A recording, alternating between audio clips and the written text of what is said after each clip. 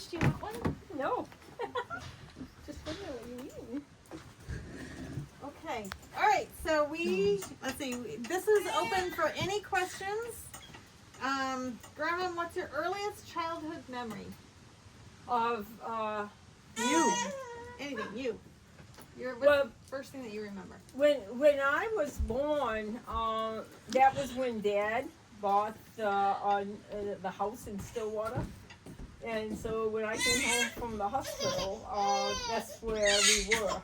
That was the first time. So that was, and I don't remember that, but Dad had told me about it. And my memories of early childhood were magnified by my dad, who seemed to be, he was away at work a lot. He had important work to do. But he was always there every night at supper time, and he was always there. Whenever he wasn't working, he was home. Yep. He didn't golf. He didn't go to baseball games. Didn't do any of that stuff. He came home. You need to brush your. Did your dad teach you to drive a car? Like the different things that you learn when you're a teenager. What do you remember? Well, my dad didn't. My brother was the one who kind of took me under his wing to learn how to drive, and my dad had the perfect driveway. I could drive from his driveway down to the gas tank.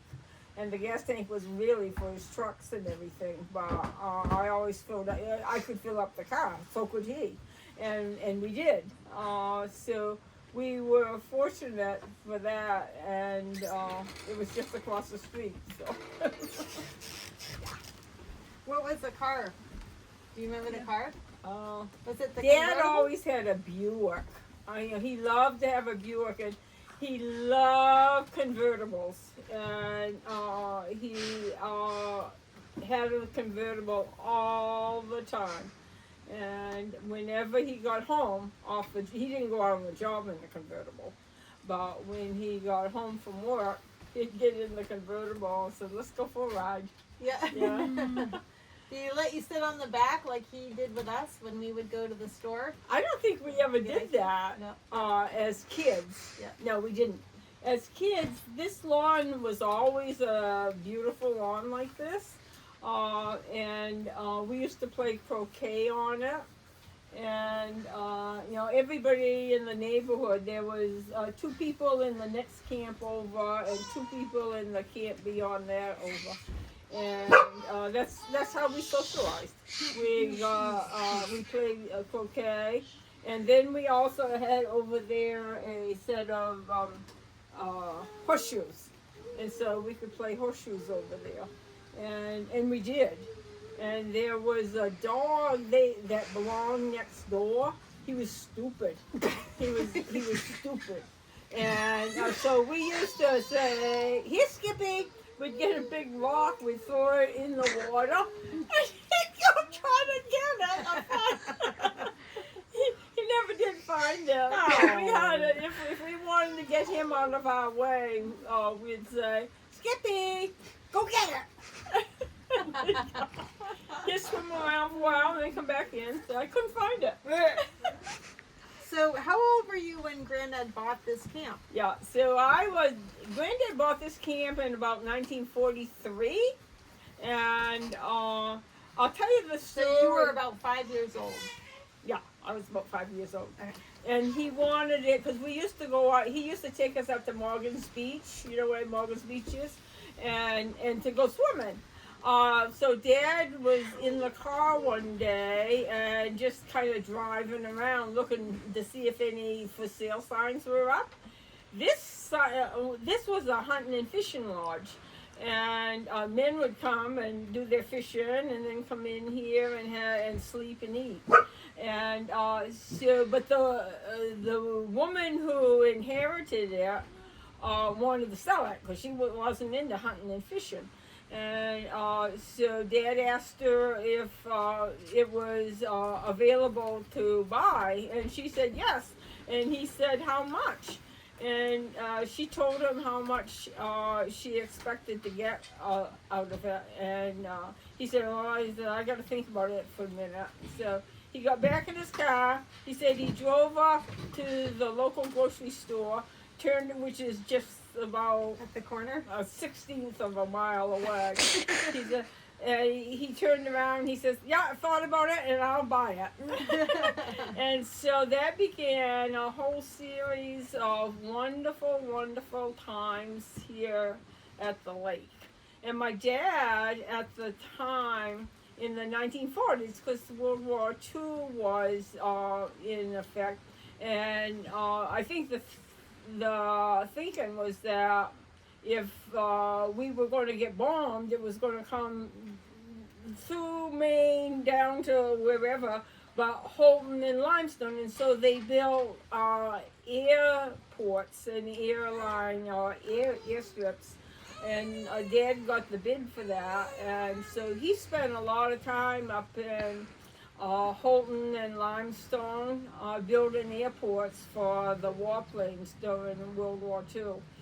But they never had to use it, as you know. You read your history books, they never came over here. They never got this far. So that was good, but Dad got a lot of jobs out of building airports, because the planes could take off from them and go to Europe, and could go to England or wherever their next stop was before they went into the war zone. So this was pretty much a very active piece of real estate during the war years, and that's when we were here.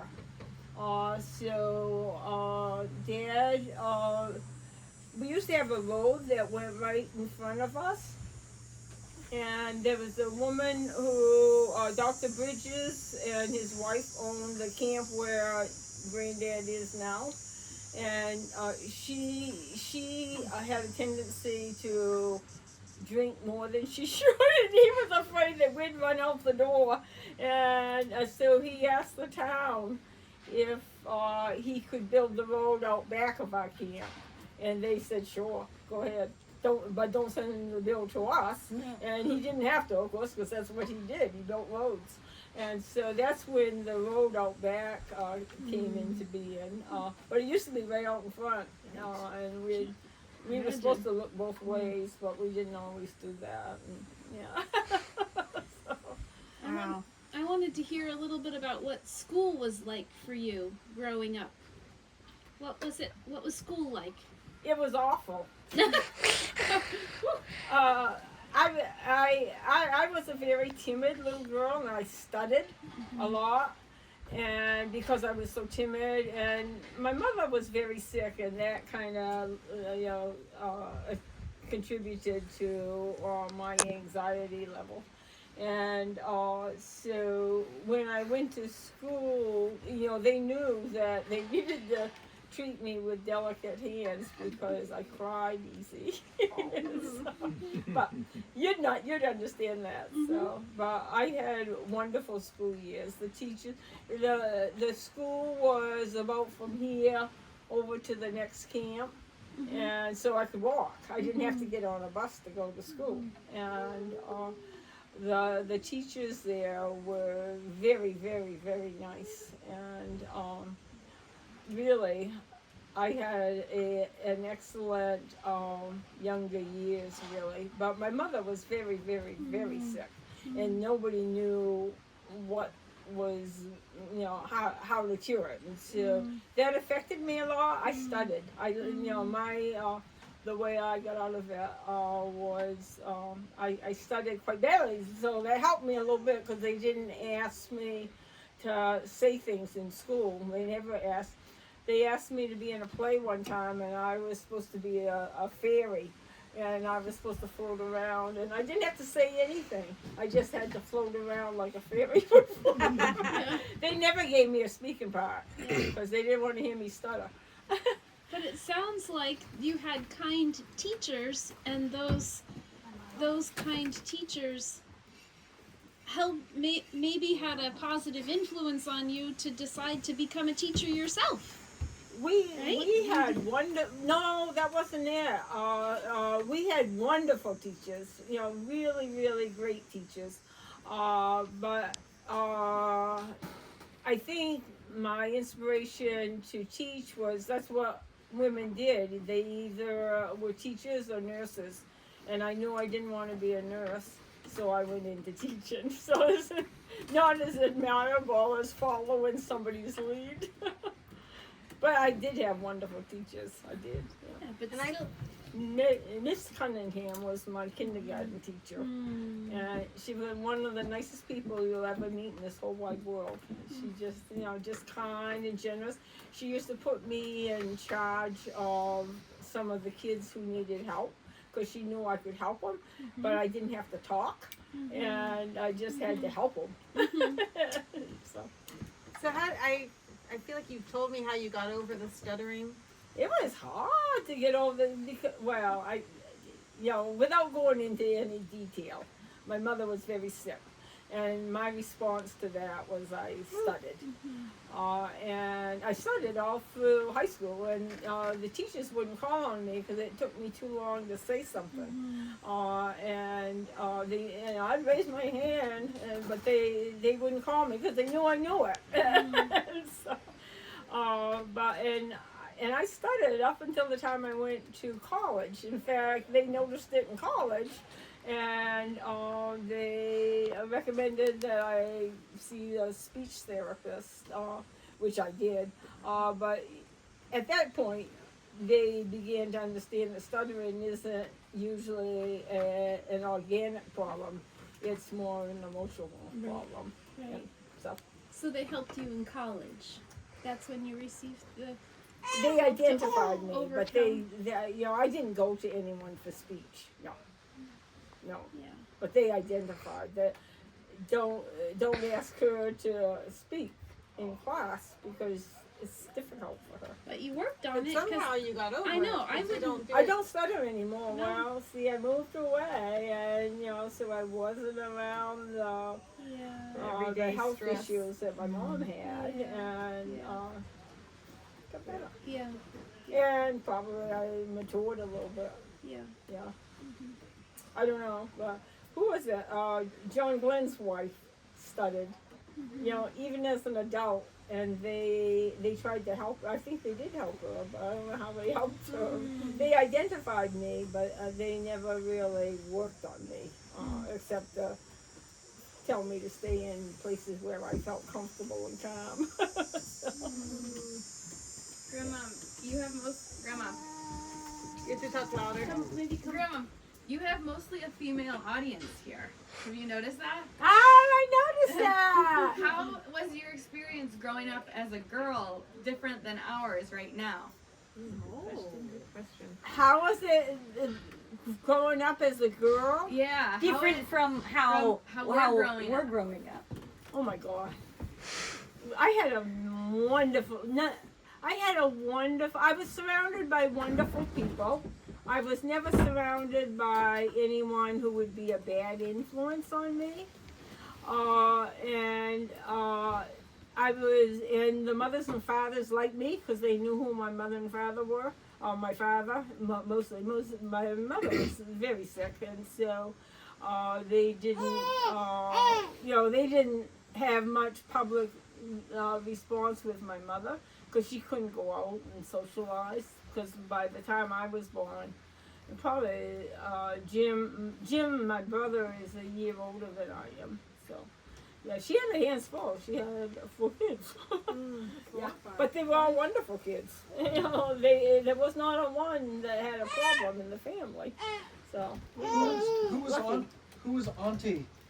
Auntie? Yeah, Oh, tell us about Auntie and the others who were in the home to help your mother and you and your Okay, family. well, the thing was, Auntie, we had a woman who stayed with us, and she was my mother's half sister, and she worked in the thread mill up in Milo, but she was very, very, very smart.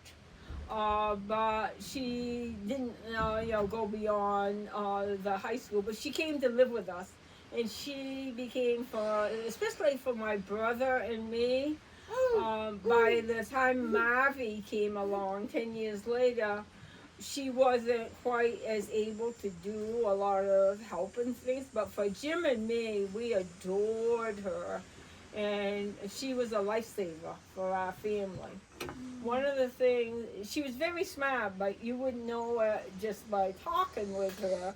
But every Sunday, one of the things that we did with for our auntie is she liked to read the New York Times, and so we'd go to the weekly edition, and our job was to get her the New York Times, and she would read it all week long, and she was very, very intelligent. She never pressured us about intelligence, but Auntie, like, if I'd go to a basketball game, I'd come home and I'd say, Auntie, we won. She says, I know, the score was 58 to 29, and she always knew because she was listening on the radio, because Auntie was a lifesaver for our family. She was just the most wonderful woman that we could have ever grown up around. And like I said, and I won't go into detail about this, but my mother was very, very, very sick. And no one knew how to, and if she were here today, they still wouldn't know. She had a mental health issue. And so anyway, but Auntie was there, and then my dad hired a housekeeper who was actually a friend of my mother's. Is that Gertie? Yeah. Was that Gertie? Yeah, Gertie. Yeah. Gertie. She came from Howland, Maine. Yeah. She was wonderful. None of them could cook. That's why I could cook. None of them cooked. And but they didn't insist that we eat their bad cooking, but we had to take one bite. We had to eat one bite. That was always our rule. Yeah. But we didn't have to eat the whole thing. What did you usually end up eating then? She'd make macaroni and cheese for us a lot, 'cause we loved macaroni and cheese. Oh, so she could cook macaroni and cheese. Yeah, she didn't really cook that much. That wasn't her job to cook. Dad kind of helped Auntie, because he gave her a place where, number one, she could stay, but number two, she always felt like she was part of the family. She wasn't somebody that just, was there and you had to walk around. For us kids, Jim and me especially, she was a lifesaver. I used to go to a basketball game and I'd say, Auntie, guess what? We won. And she'd say, I know, the score was 65 to 72. And you had the most points. She listened to it on the radio, so when we kids came home, she would be able to talk with us about it. She never went to a basketball game. I don't even think she liked basketball, but she loved us. And she always wore an apron. And she always had an apron on. My brother used to tease her all the time because every time he'd walk by her, he'd untie her apron on the back. And she's, oh, Jim. So how did you get along with Jim, Uncle Jim? Jim was like my idol. He was nice to you? He was wonderful to me. He never had, well, once in a while he'd throw me in the picky bushes. Sometimes. And then I would treat him to a trick. I would put mustard in his peanut butter fudge on his And so we played jokes against each other, but they were all friendly jokes. My brother and I were very, very, very, very close. I didn't agree with everything he did, but he was like the smartest kid in the high school. And I followed him a year later, and I wasn't the smartest, but I had enough so that I could keep up with him on the honor roll. But Jim was very, and he loved Auntie. For Auntie to be in our house, there's not a day goes by that I don't say thank you, God, because she made a difference in our life. Did you know your grandparents? Were any of your grandparents alive? They lived right across the street from me. I didn't know Grandpa Jim, Dad's father. He was what they would call an engineer on the railroad, and he was pretty highly. He didn't have big, powerful jobs, but he was instrumental in a lot of the road work. That's why when Dad decided to start his business, my grandfather had a truck. Oh. And so my grandfather on my dad's side helped him a lot, helped Dad get started in his business. And they started from scratch. My dad went to the University of Maine because he was smart. And he was going to go into the engineering program, and the chemistry professor dropped a flask in the laboratory, and it splashed up and got in Dad's eyes. Oh. And so Dad had to stop going to college. So he had. And that was when they were building the memorial gym. Where they have the basketball games. The pit? It's old. That they call The the pit. Yeah. And so my dad couldn't go to college because of the chemical problem, but he could evidently drive a truck. And my grandfather had a small truck, and they would haul wood, because that's what people heated their stoves with in those days. And so they would haul wood to customers, but they also were building that gymnasium at the University of Maine, and the truck carried supplies to the gymnasium and did things like that. So my dad, although he had to drop out of college, he was able to help and to work on it. And when my dad got to be older, at the end of his life, of course, everybody probably in the state of Maine who knew Dad loved Dad and admired him. Some of them knew what he dealt with. My mother was sick every day and had to have a caregiver always with her, and she was sick, and nobody knew how to take care of it in those days, and I don't think they would today either. But my dad was able to do business even under those circumstances. And at the end of Dad's life,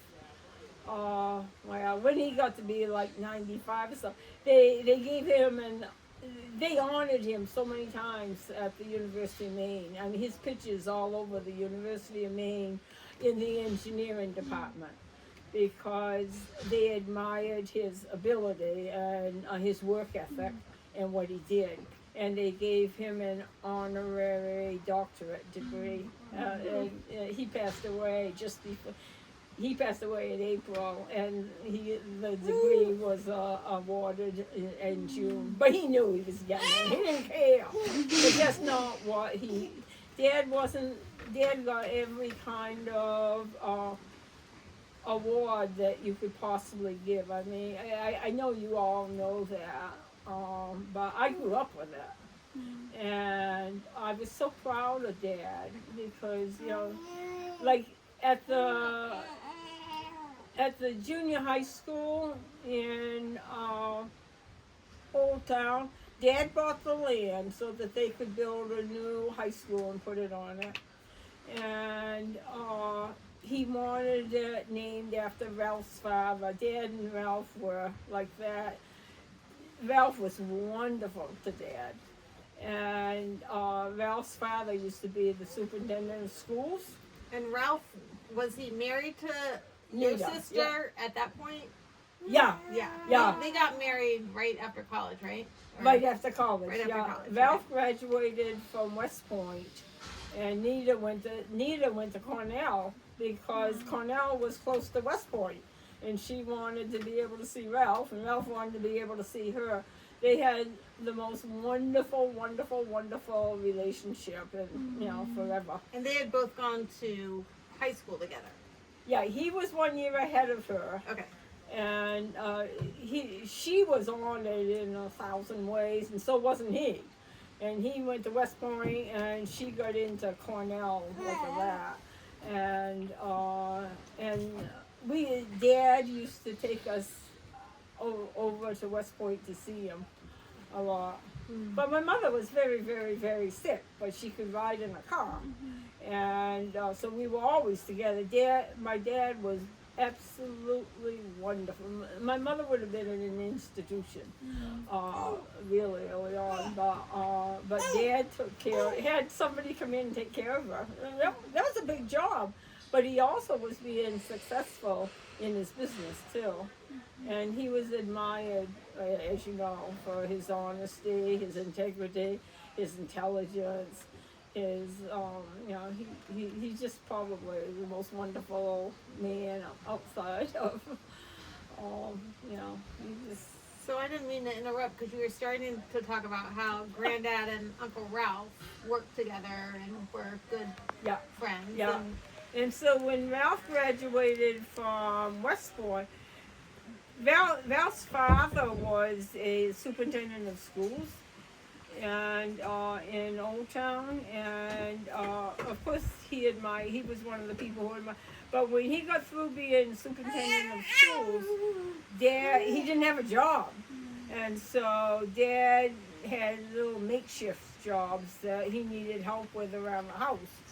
And I can remember he was a very smart man, but one of the things that when Ralph's father was going to help us redo our bathroom upstairs, and so he would send me to the hardware store and the lumber store to get the supplies, and I could tell that one time he gave me what he needed, the dimensions, and I thought, that's not right. But he's superintendent of schools, and I'm in high school.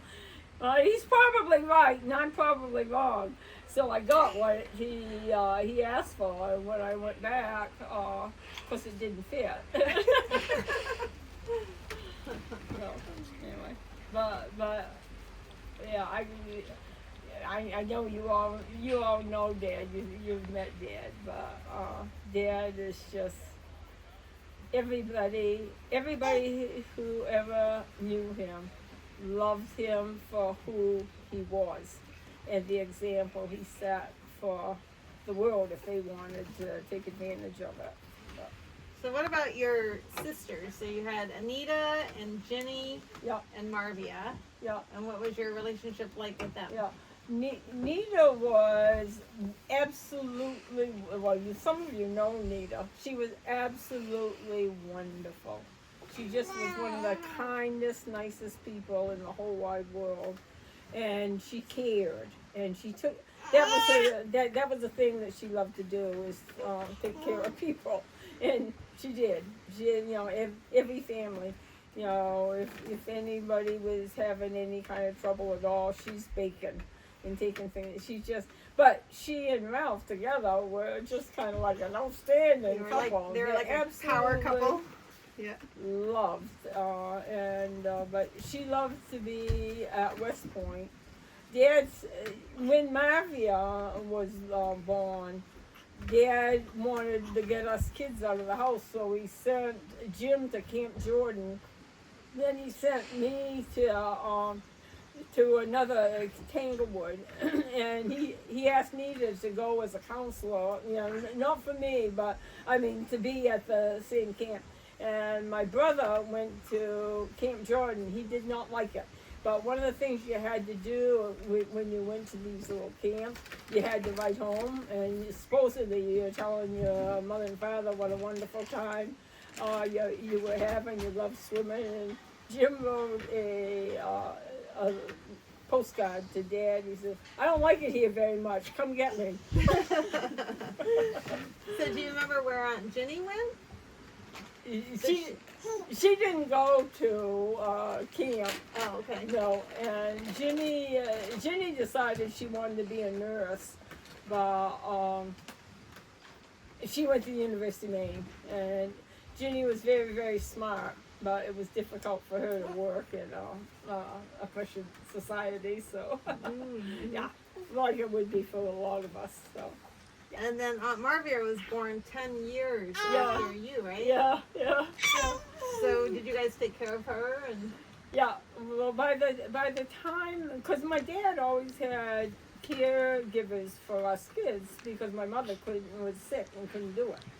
But, by the way, my mother has a line that's been established and recognized, but we're not the kind of family that toots that horn. But she had a relative that came over on the Mayflower, and they moved eventually up to Alton, Maine, or Milo, Maine.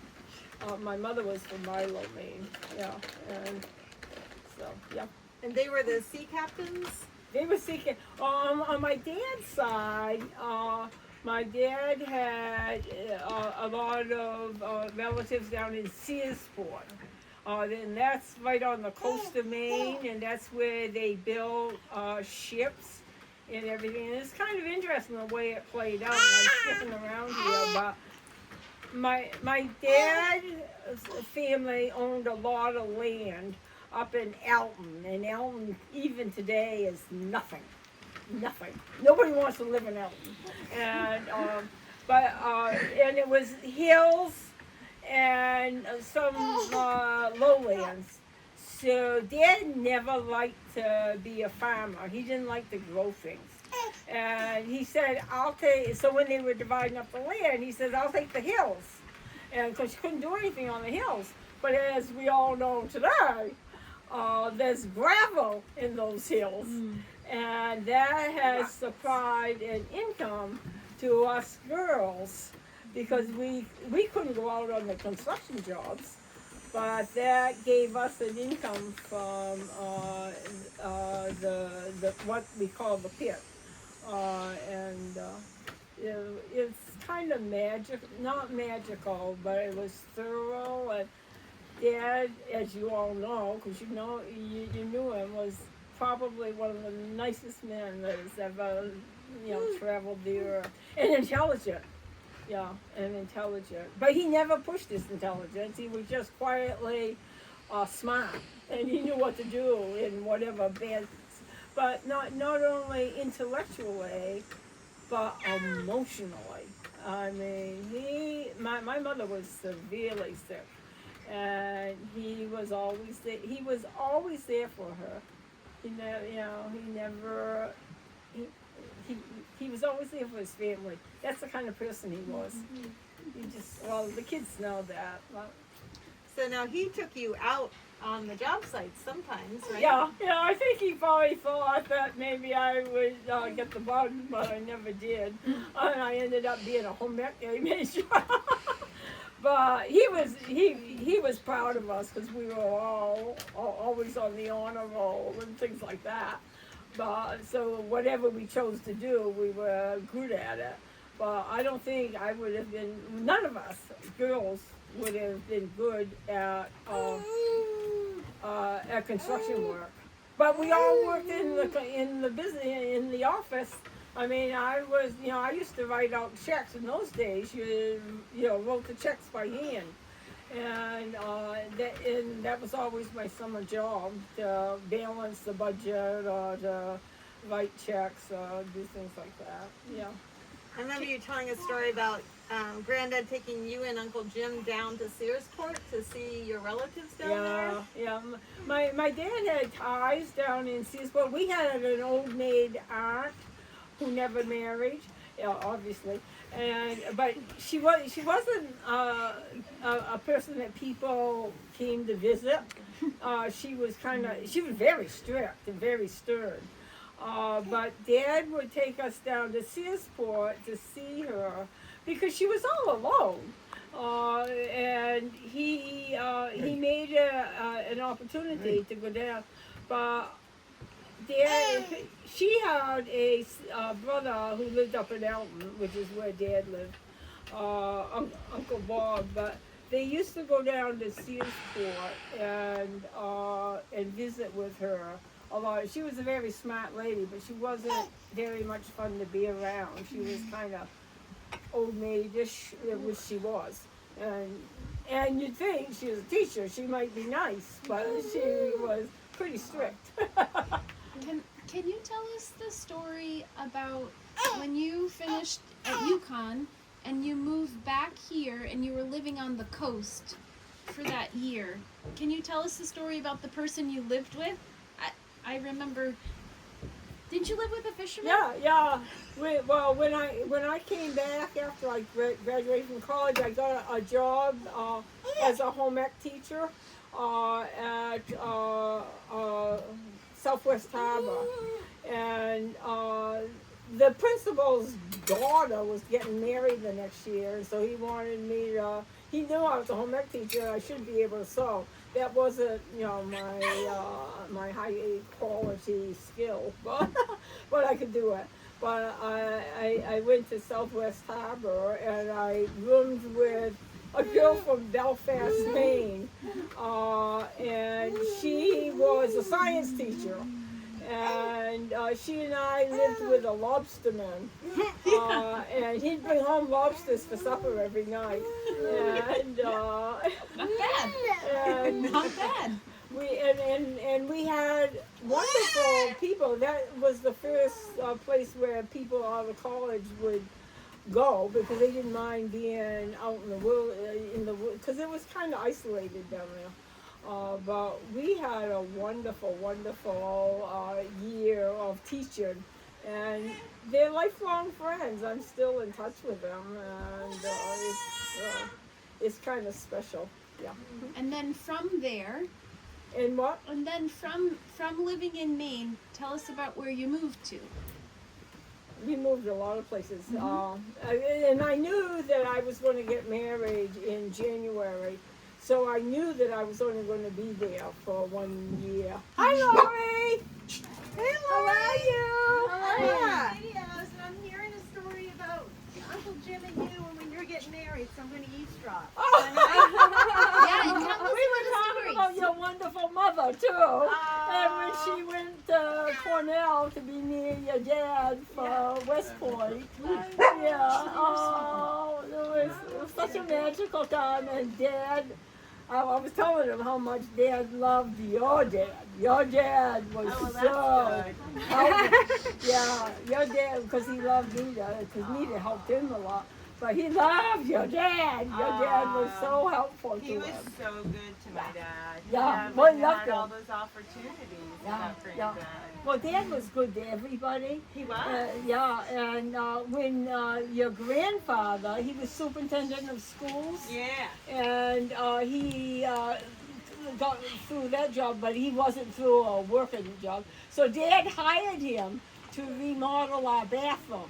Are in you our house. kidding? Yeah, and I can remember, I'd come home from school and your grandfather would ask me to go get some supplies.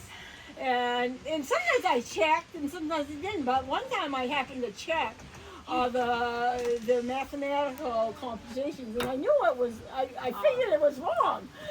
But still, the superintendent of schools had asked me to get this, and I got it just exactly what he said. And when I got it home, of course, it didn't fit. Did he fess up? Did No, Gabby we didn't. fess up? No, we never talked about it. No, but I was telling him about your dad. Dad, one of the things he did was he acquired land around. And one of the things he did was he acquired some land, which is now where the middle school is. And Dad gave them the land. And I think he probably requested that when they named the school, they named it after Joe Leonard, who was the superintendent I was of wondering schools. how that happened. Pardon? I said I was wondering how that happened. Yeah. Yeah. Well, he Come in, sit down. was able to buy a big piece of land. They put the school there. Yeah. They built a baseball field and you know other fields right near it. They eventually used it for soccer. Yeah, that was a big That was a big lot of deal. land. Yeah. And the only thing Dad asked, he bought the land. Yeah. He gave it to the town. Yeah. They were going to put a middle school on it, but Dad asked them to honor Joe Leonard with that, and so it's the Leonard School today. So that's why I went to a town that had two grandfathers named for schools. Yeah. I thought everybody did. That big of a deal. After I grew up, I'm like, that's a big deal. Now you know. Yeah, it's so good. I remember a story about your wedding, and you have to tell me if it's true. I think my mother told me. Did your convertible get the top down, and did your convertible get filled with snow as a joke? Oh, he could have. Yeah. And He Mom could was have. so mad.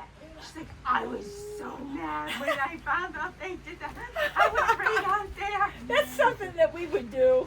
That's something My that we estate would sit. do, and it wouldn't bother Dad. It wouldn't bother you. Dad, no. But my mother's like, oh my goodness.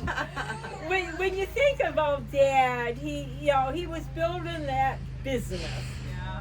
He had a wife who was significantly sick, Yeah. but he had your mother, who became like a surrogate mom to me, and Marvy too. But by Marvy's time, she had moved away.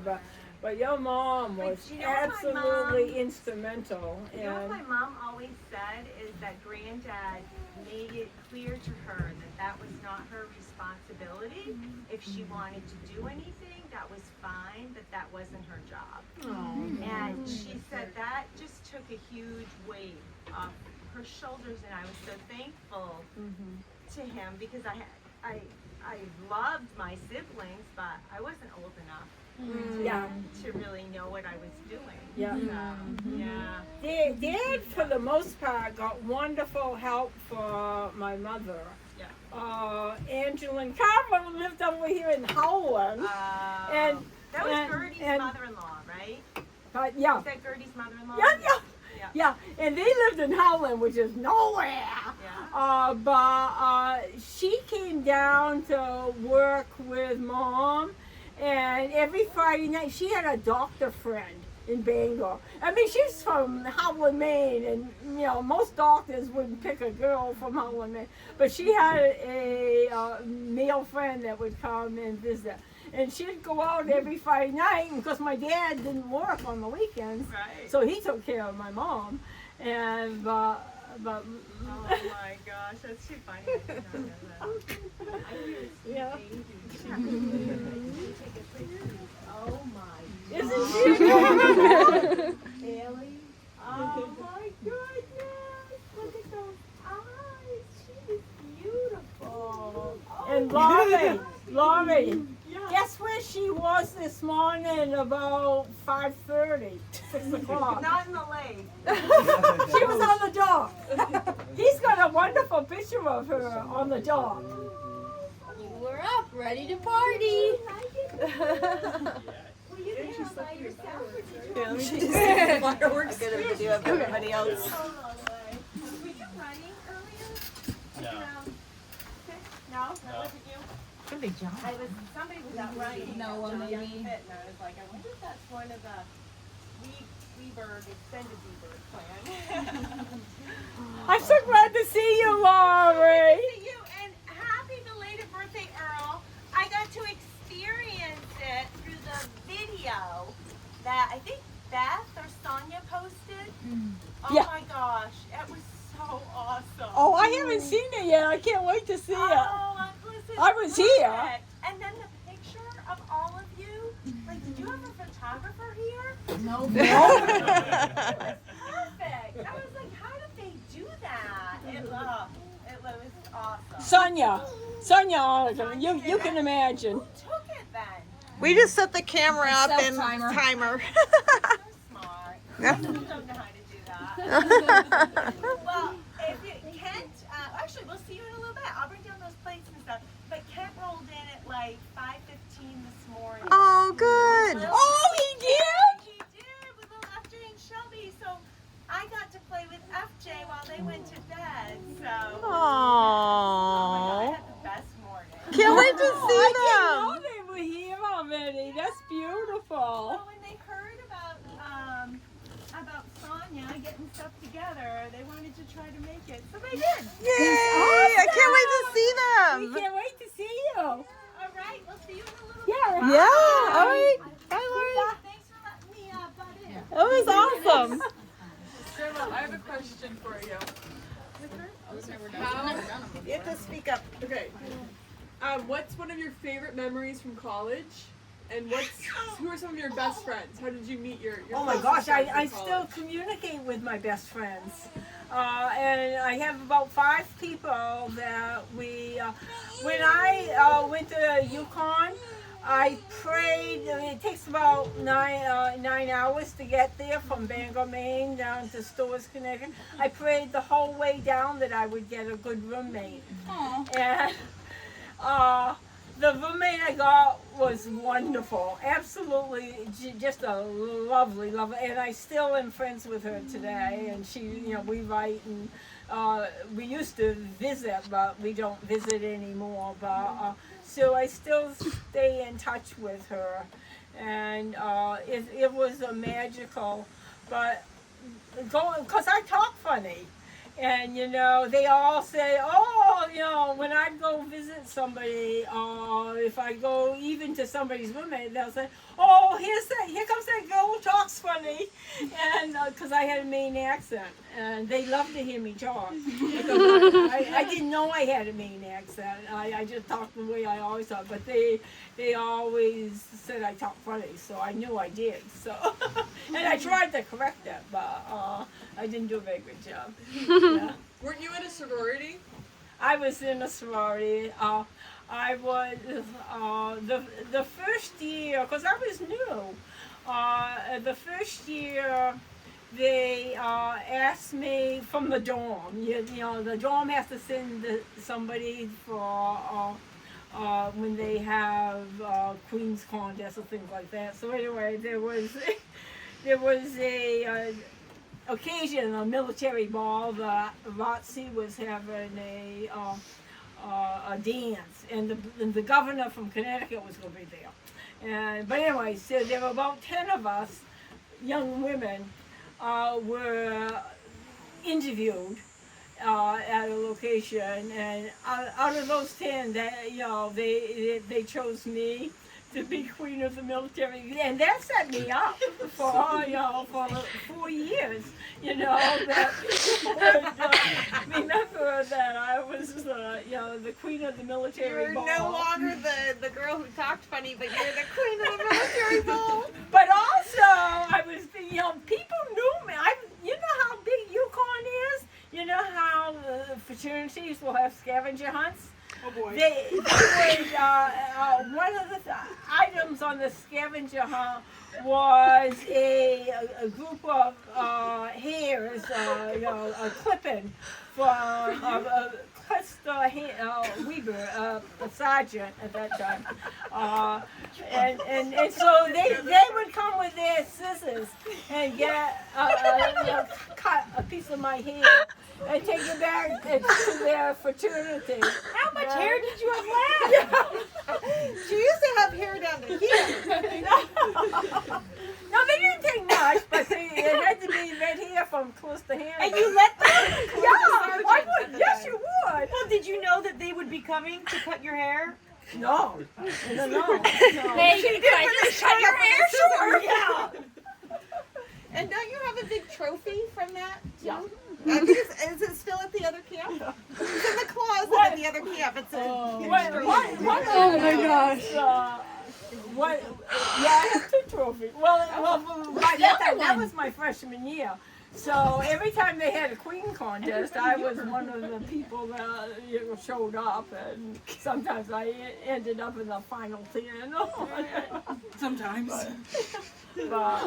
But it was the military ball, and the governor from Connecticut was coming, and they wanted to make sure that I knew that, and that I knew his name, and yeah, I didn't have to talk to him very long. You can imagine. He didn't come see me. He came to see the military, anyway. Is that how you got into Pi Beta Phi? Yeah, Nita was a Pi Beta Phi, because Dad had a friend that was a very wonderful woman in education, and when Nita went to Cornell, she encouraged her to go into Pi Beta Phi, and so when Nita did, and so of course Nita suggested that I look at Pi Beta Phi. There were 9 sororities on campus, and 2 of them were Jewish, and you had to be Jewish in order to be accepted in them. Although, sometimes they were accepted. But, so when you have to kind of be interviewed if you want to be in a sorority. And some sororities are more picky than others. But anyway, Nita wanted me to be in Pi Phi. And so I knew what I was going to do, but I got invited to all of them for the final cut. So, that was a big deal in those days. Yeah, sorority life was nice, and so I had to get a different roommate. The first roommate I had, like I said, I prayed all the way from Bangor to Connecticut that I'd get a good roommate. And because some of you know, you can get bad roommates. I never had a bad roommate. I got 2. Anyway, the first one, her father was in the construction business. He sold caterpillars, and that was Dad's favorite machine.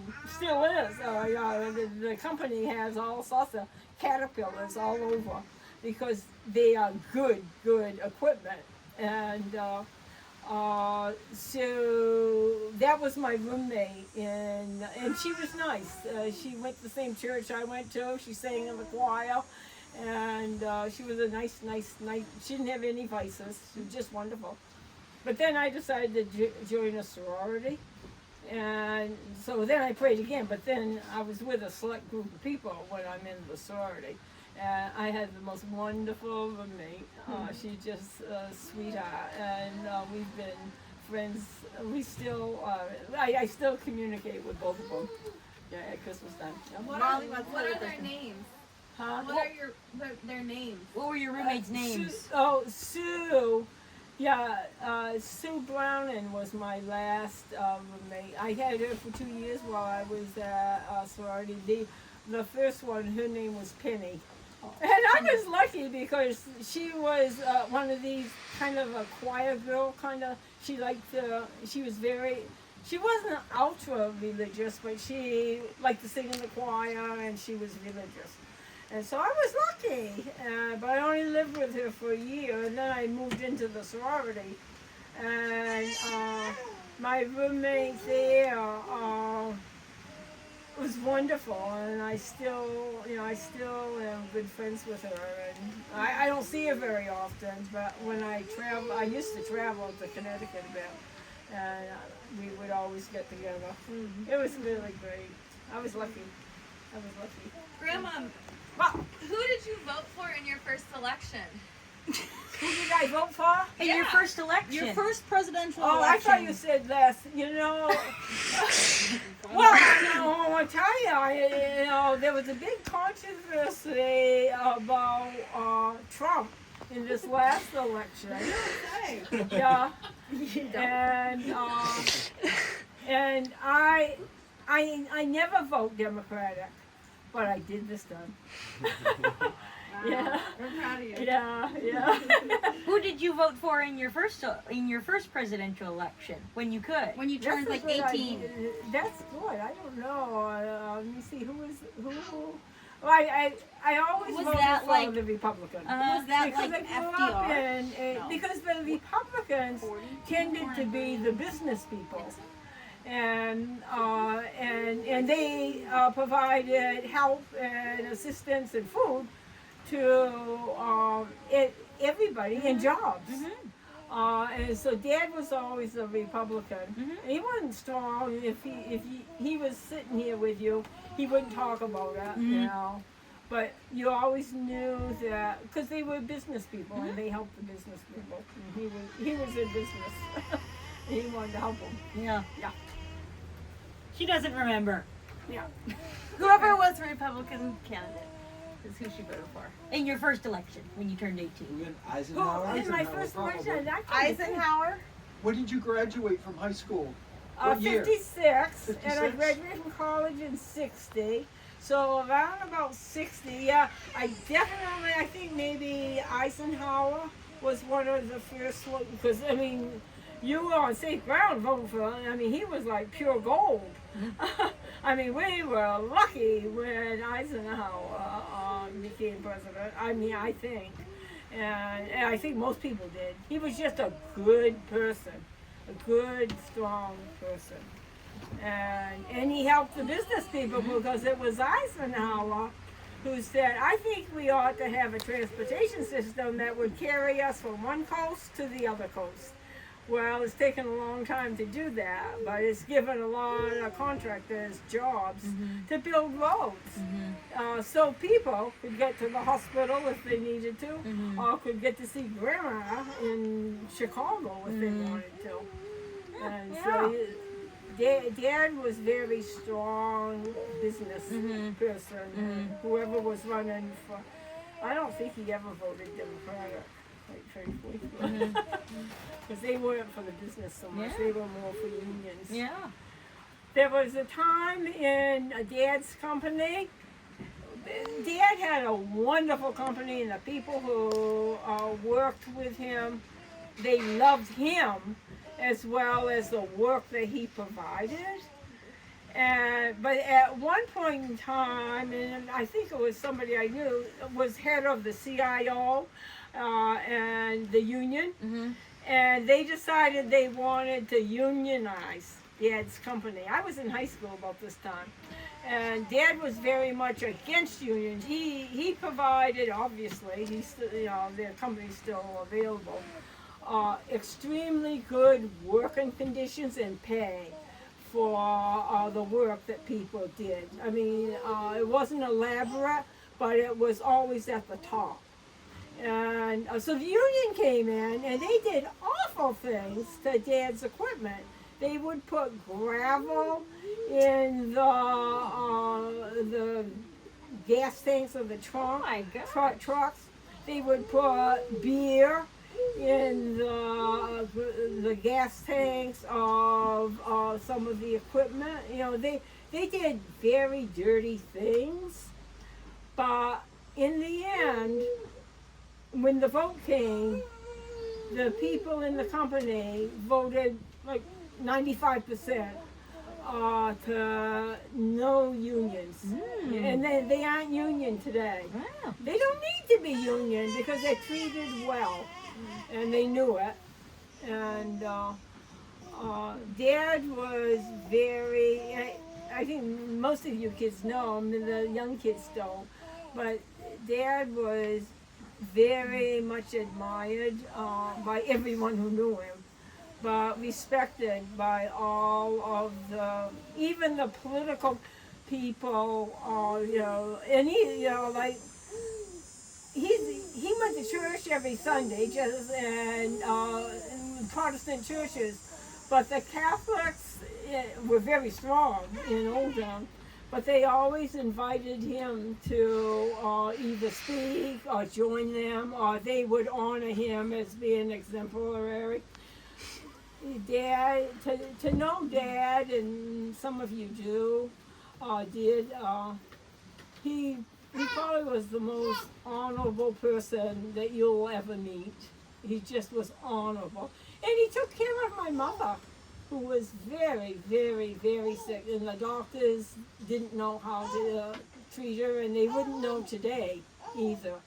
But none of us kids inherited what my mother had. Thank God, because we would be a handful. For Dad to go out on the road job and work every day and come home to a mother who was usually crying. She cried a lot. She was depressed. And he took care of her. He never drank. He never was outside friends with other people, even men or women. And he went to church every Sunday. And he didn't do that much in the function of the church, but when they needed a new steeple, Dad provided a new steeple, because they would never be able to afford it. They were working class people. They didn't have money for that, but Dad was successful, and he was able to help them, and he would. That's who he was. He's just a kind person. Grandma, when did you get your first credit card? That's a good question. It was after college. It was probably 10 years, because they didn't need them so much then. You paid cash for everything. That was a long time ago. Was it in your name? Was it in Maine? No, in your name. Oh, yeah. Do you remember what credit card it was? L.O. Bean. L.O. Bean, yeah. Yeah, probably. No.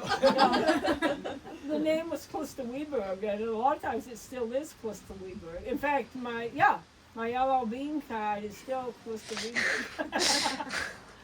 Yeah. And AAA.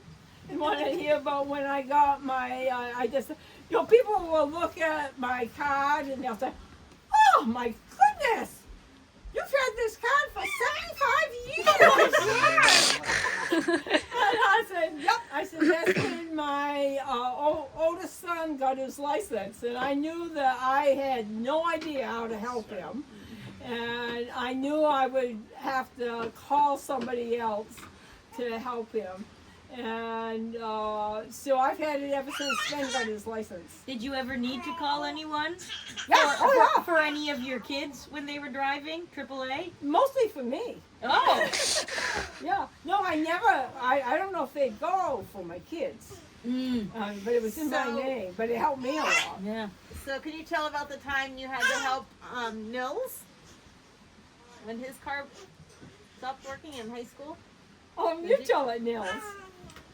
Well, I don't know which.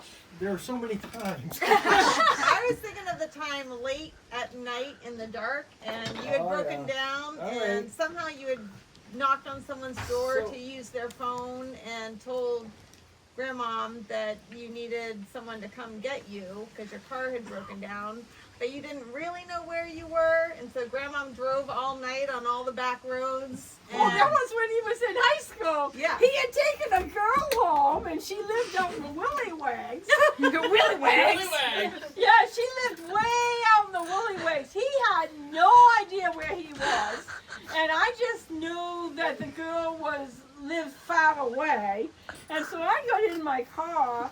And I went through all of the back roads in Hamden. I bet I was an hour hunting for him because I didn't know where he was. Oh, He didn't know where there he were was. no cell phones. Yeah. Yeah. I found you though eventually, but I think it was like 3 o'clock in the morning by the time I found him. Yeah, it was in Monroe, I think. Yeah, it was in Monroe. And Monroe, I'm not familiar. Well, he didn't know where it was either. Right. But the girl evidently lived in Monroe. And he took her home. And he had trouble. Nice of you I to take her remember home. that night. Yes. Yeah. It must have been before the Jeep then. Yeah. Yeah. Yeah.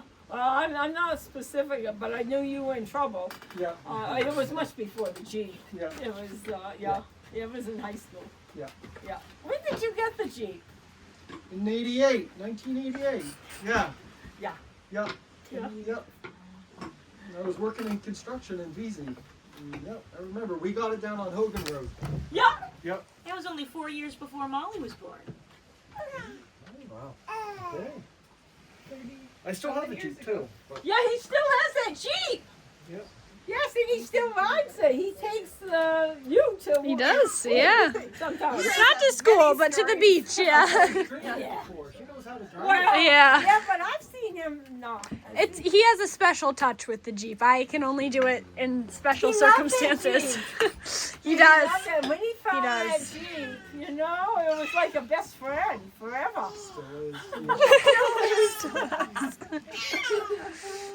I love that story. You're so happy. What was your favorite car?